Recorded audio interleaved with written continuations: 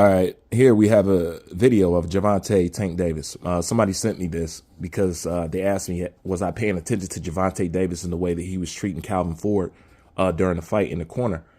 And I was like, no, I didn't see it. So they sent me a few clips of it, and we're going to play a little clip right here. And then it's obvious, you know, they're having some problems. They shouldn't be having problems in their corner during the fight. How to approach this. This is what I will say, and I'm using what Gervonta Tank Davis has said. When it came to Gervonta Davis' draw against Roach, I heard a lot of things, you know, as we do hear excuses when people that, you know, I had grease in my eye. But I'm going to highlight one of his excuses, which was his first excuse. He talks about his performance and the lack of he lost the track of the rounds. You guys remember him saying that? He said, yeah, man, I lost track of the rounds. That was a poor excuse. And we should have known that from off jump. Reason why? Do you not see people over there in a corner with him? Why does he need to keep track of rounds? Can't the people in your corner tell you what round you in? Now, we just have to point out something. Now, it's fun, it's accurate. Because I would like to think if you had this kind of problem, this wouldn't be the first time it's coming up. And how many fights have you had thus far? And as soon as you change your trainer, you losing track of rounds, also losing fights. What would be the common denominator? Calvin Ford. For the most part. Calvin Ford. And this is the thing. You need somebody like Calvin Ford, because maybe if you had somebody like Calvin Ford in your corner, you would have done better. Okay? And I'm going to show you why I believe that you would have done better. I'm playing with him. Get to his ass here. Yeah. Get to his ass. You understand what I'm saying? He's not on your level. Did you hear the urgency in Calvin Ford's voice? You see how he was preaching to him and kicking to him? We need to do this. Gervonta Davis can sense the severity of the situation. That's what you needed. During that fight, you needed somebody talking to you like that. Now, I heard the other trainer talking to you. He don't invest it. He cares. He's passionate. And look how much that helps you. I bet you if Calvin was the coach, you wouldn't have lost track of any rounds. He definitely would have had some better advice for you, but Tank wasn't trying to bump into him and stuff like that. I mean, come on, man.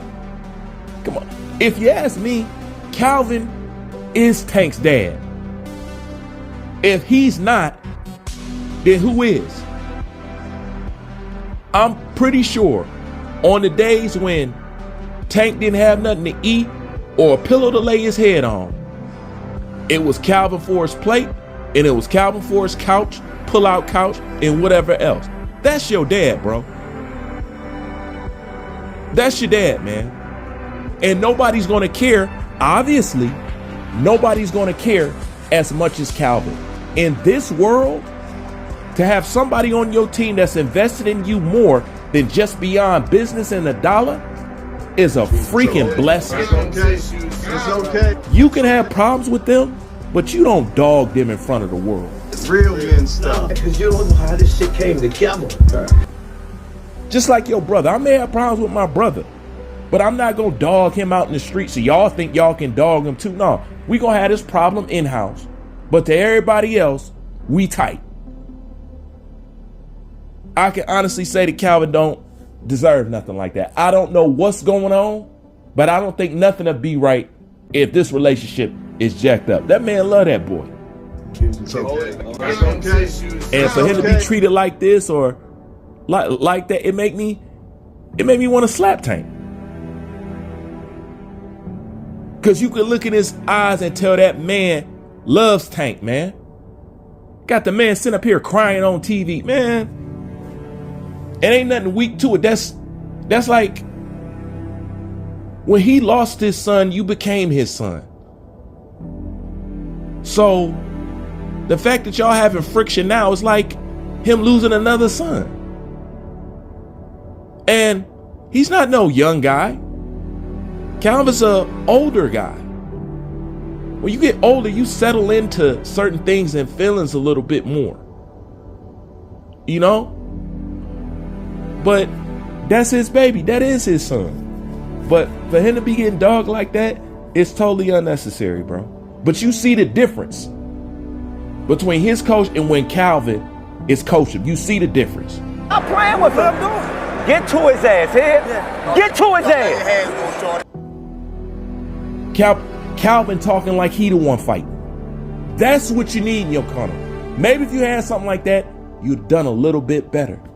Maybe if you had him in your corner, you wouldn't have lost track of the rounds. Maybe if you had him in your corner, you would have had an adjustment. Maybe if you had Calvin Ford in your corner, you would have had a game plan. Because I must say, this is one of the first times I've seen Tank fight somebody without a game plan. Frank Martin, I seen the game plan. Everybody else seen the game plan. I seen the shot that y'all worked on in training camp to knock out Rolly Romero. I've seen all of this. That was the first time in a fight I seen that Tank did not have a game plan. When I had this kid right here, this is my first man. He used to watch him in the gym. He was the baddest thing. Once he came in, oh yeah, that nigga was Bruce Lee boxing, yo. Tank used to watch him. And then he went and got caught up in the streets.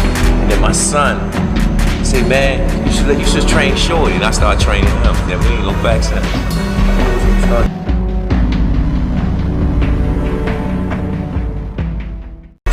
But all you was, Tank, when I started training you.